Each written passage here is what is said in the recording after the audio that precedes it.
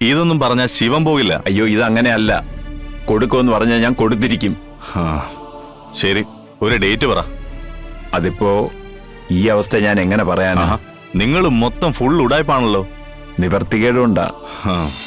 എന്റെ വേരുകൾ തേടിയാണോ നിന്റെ ഈ വരവ്? അങ്ങനെ വരാൻ നീ ആരാ?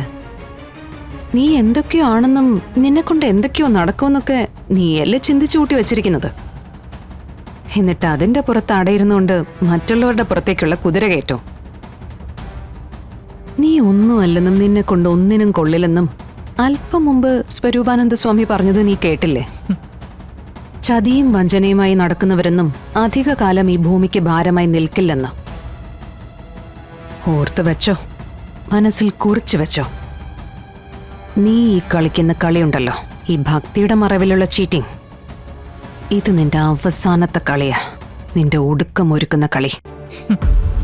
എന്റെ ഒടുക്കം നീ തീരുമാനിക്കുന്നതിന് മുമ്പ് നിന്റെ അടക്കം ഞാൻ നടത്തും. അതിനുവേണ്ടി തന്നെയാ ഞാൻ ഈ വേഷം എടുത്തണിഞ്ഞിരിക്കുന്നെ. ശത്രുരാജ്യത്തെ ആക്രമിക്കാൻ ശത്രുരാജ്യത്തിന്റെ വായ്ഭാഗത്തേക്ക് ചെന്ന് കയറി കൊടുക്കേണ്ട കാര്യമില്ലല്ലോ. ആയുധങ്ങൾ തൊടുത്ത് കൃത്യമായി കൊള്ളിക്കാനുള്ള കഴിവുണ്ടായ മാത്രം മതി. ആ കഴിവ് എനിക്കുണ്ട്. അത് വെച്ച് നിന്റെ കളക്ടർ കസേര വരെ ഞാൻ ഇളക്കും. അത് സർക്കാർ മുദ്രയുള്ള കസേരയാണ്, ഒരുപാട് കഷ്ടപ്പെട്ട് നേടിയെടുത്തത്. അത് നിന്റെ ഇത്തിരി പോന്ന വെയിലത്തൊന്നും വാടില്ല. വെയിലത്തല്ലേ വാടാത്തത്? ഇനി വരാൻ പോകുന്നത് സുനാമിയാ. അതില് നീയും നിന്റെ കുടുംബവും ഒലിച്ചു പോവും ശാലിനി. വർഷങ്ങളായിട്ടുള്ള എന്റെ പക മുഴുവൻ ഞാൻ അതിൽ ആവാഹിക്കും. അതിനെ തടയാൻ നിനക്കാവില്ല. ശ്രമിക്കേ, നിന്നെ കൊണ്ടാവും വിധം ശ്രമിക്കേ. സ്വച്ഛന്ത മരണം പോകുന്നതിന് മുമ്പ് ഏതൊരു യോദ്ധാവും മനസ്സിൽ ഇങ്ങനെയൊക്കെ ആഗ്രഹിക്കും. പക്ഷേ ഒന്നും നടക്കില്ലെന്ന് കാലം തെളിയിക്കും. വിധി എഴുതി വെച്ചത് മാറ്റാൻ പറ്റില്ലല്ലോ. നിന്നെ ഒതുക്കാൻ നീ തന്നെ വഴിമരുന്നിട്ട അവസ്ഥയാ ഞാനിപ്പോ ഇവിടെ കാണുന്നത്. എന്തായാലും നീ ഇങ്ങോട്ട് വന്ന സ്ഥിതിക്ക് ഞാനത് പിടിച്ചങ്ങ് കയറിക്കോളാം. സുസ്മിത ഇനി മറവിലല്ല, കൺമുന്നിൽ, നേർക്കുനേർ. തടയാൻ പറ്റുന്ന സകല സന്നാഹങ്ങളും ഒരുക്കിക്കോ. ഏത് നിമിഷവും ഒരാക്രമണം ഉണ്ടാവും. വായിട്ടലയ്ക്കുന്നതേ ഭീരുത്വ. നീ ചെയ്തു കാണിക്ക്, എന്നിട്ട് തുടങ്ങി വെക്കേ. പിന്നെ അത് അവസാനിപ്പിക്കുന്നത് അത് ഞാൻ തീരുമാനിക്കും.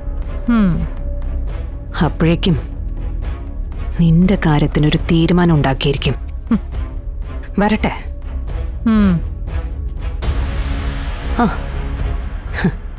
ഈ വേഷം കൊള്ളാം, പിന്നെ നിന്റെ ഭജനയും. ഈ ആളെ പറ്റിക്കാനാണെങ്കിലും അങ്ങനെയെങ്കിലും നീയൊന്ന് ഈശ്വരനെ വിളിക്കുന്നുണ്ടല്ലോ, അത് തന്നെ മഹാഭാഗ്യം. ചെന്ന് കേറുമ്പോ അത്രയും കുറച്ച് അനുഭവിച്ചാ മതിയല്ലോ.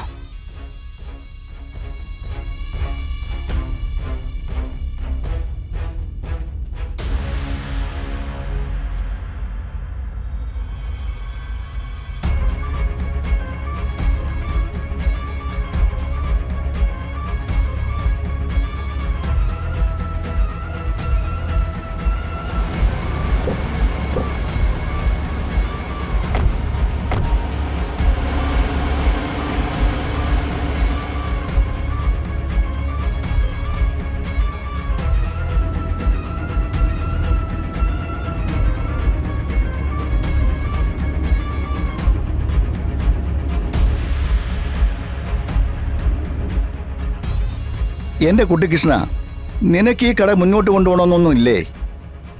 കട നല്ല രീതിയിൽ മുന്നോട്ട് കൊണ്ടുപോകണമെങ്കിലേ കടയിലെ ആവശ്യത്തിന് സാധനങ്ങൾ വേണം. സിഗരറ്റും ബീഡിയും മുറുക്കാനും ഒക്കെ വാങ്ങിക്കാനാണ് ആളുകൾ ഇതേപോലുള്ള കടയിൽ വരുന്നത്. അപ്പൊ പിന്നെ അതെങ്കിലും വാങ്ങി വെക്കണ്ടേ? എനിക്കും അങ്ങനെയൊക്കെ ചെയ്ത് കാര്യങ്ങൾ മുന്നോട്ട് കൊണ്ടുപോകണമെന്ന് ആഗ്രഹം. പക്ഷെ എല്ലാത്തിനും പണം വേണ്ടേ സതീശ? കടയിൽ നിന്ന് കിട്ടുന്ന പൈസയും കടം വാങ്ങിച്ചുമാണ് ഹോസ്പിറ്റലിലെ കാര്യങ്ങൾ നടത്തുന്നത്. നിനക്കും കാര്യങ്ങളൊക്കെ അറിയാവുന്നതല്ലേ? ഞാൻ ഈ കടയുടെ അവസ്ഥ കണ്ട് പറഞ്ഞതാ. നോക്കട്ടെ, എവിടുന്നേലും കുറച്ച് കാശ് ഒപ്പിച്ചിട്ട് സാധനങ്ങളൊക്കെ നമുക്ക് വാങ്ങി വെക്കാം.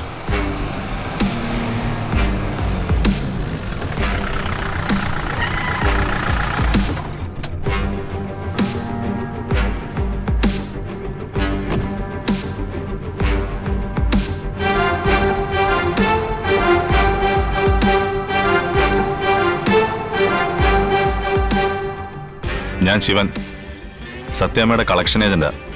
ആ അതായത് കൊടുത്ത കാശ് കൃത്യമായിട്ട് പലിശ സഹിതം മേടിച്ച് സത്യാമ്മയെ ഏൽപ്പിക്കുന്ന ആൾ. ഞാൻ വന്ന് കാണാനിരിക്കുമായിരുന്നു. ആരെ? എന്നെയോ?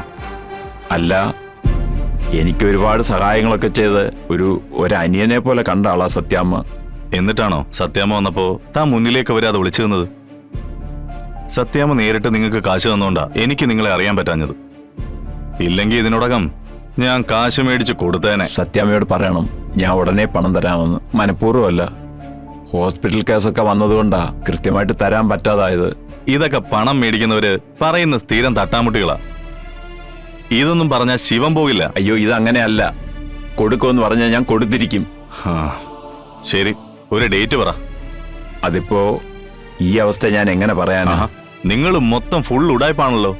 നിവർത്തികേടുണ്ടാ. ആ. ഞാനൊരു സൂചന തരാൻ വന്നതേ ഉള്ളൂ. ഇനിയും താൻ വെളച്ചിലെടുത്താ സത്യാമ്മ നേരിട്ട് വരും. പിന്നെ എന്താ സംഭവിക്കാന്നറിയാലോ? ഈ കട ഇവിടെ നിന്ന് കത്തും, ഇല്ലെങ്കിൽ സത്യാമ്മ കത്തിക്കും. പറഞ്ഞില്ലാന്ന് വേണ്ട. ആ.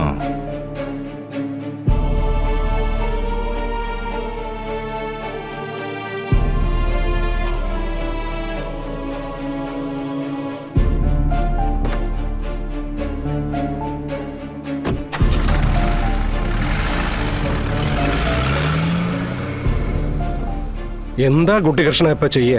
അറിയില്ല, എന്തെങ്കിലും ചെയ്യണം. എന്റെ ജോൺ സാറേ, ഇത് എവിടെയൊക്കെ തിരക്കി നടക്കണം? ആ പിയൂണിനോട് ചോദിച്ചപ്പോ ക്യാൻറ്റീനിലുണ്ടെന്ന് പറഞ്ഞു. അവിടെ ചെന്ന് ചോദിച്ചപ്പോ ചായയും കുടിച്ചു പോയെന്ന് പറഞ്ഞു. എന്നാ പിന്നെ ഓഫീസിനകത്ത് കാണുമെന്ന് കരുതി ഓഫീസ് വലം വച്ചിട്ടുള്ള വരവാ. എടോ, താൻ എന്തിനാടോ എന്നെ തിരക്കി നടക്കുന്നത്? വലിയൊരു കാര്യം സാധിക്കാനല്ലേ? ചില്ലറ കുറച്ച് തടയുകയും ചെയ്യുമല്ലോ. ഉം. അപ്പൊ പിന്നെ ഒരല്പം ചുറ്റലൊക്കെ ആവാം. അല്ല, ആ സ്ഥലം അവിടെ വാങ്ങിയിട്ടല്ലാതെ അതിന്മേൽ ഒരു പണിയും നടന്നിട്ടില്ലല്ലോ. ആളുകൾ ഓരോന്നോരോന്ന് ചോദിക്കുന്നുണ്ട്. എന്താ ഞാൻ അവരോട് പറയേണ്ടത്? ഉടനെ എന്തെങ്കിലും നടക്കൂ. എടോ, നമ്മൾ വാങ്ങിയ സ്ഥലത്ത് എന്തെങ്കിലും രീതിയിൽ പണി നടക്കണമെങ്കിലേ സർക്കാരിന്റെ പണം വരണം. ഉം. അത് വന്നാലേ കൺസ്ട്രക്ഷൻ നടത്താൻ പറ്റൂ. ഉം. അതെന്ന് വരും? അതാണ് ഇപ്പൊ അറിയേണ്ടത്. എന്ന് വരും എന്നൊക്കെ ചോദിച്ചാ അതിന് ഉത്തരം തരേണ്ടത് കളക്ടറാണ്. ഉം. ഞാൻ ചോദിക്കുന്നത് അതല്ല. ശുചിത്വ മിഷന്റെ നേതൃത്വത്തിൽ എന്താണ് അവിടെ നടക്കുന്നത്?